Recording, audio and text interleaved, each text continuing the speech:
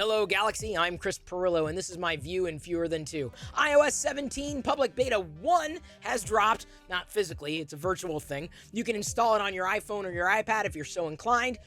I would caution you, it is a beta, but then again, Apple in recent years has been releasing in its final form, iOS, macOS, iPadOS, tvOS, in just as steady a state as the betas, which is to say you're always going to run into bugs.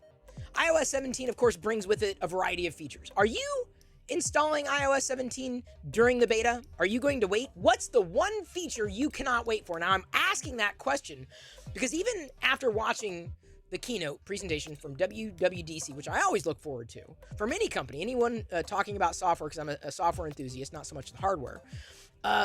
What's the one thing that you can't wait for with iOS 17?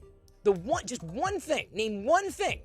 I looked at the webpage for iOS 17 before shooting this video, and I remember there are certain features that are rolling out, but quite honestly, all of them seem to be minor at best.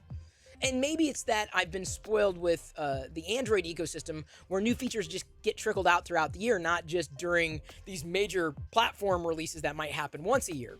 But beyond that, the final versions of iOS seem to be as stable as most of the betas.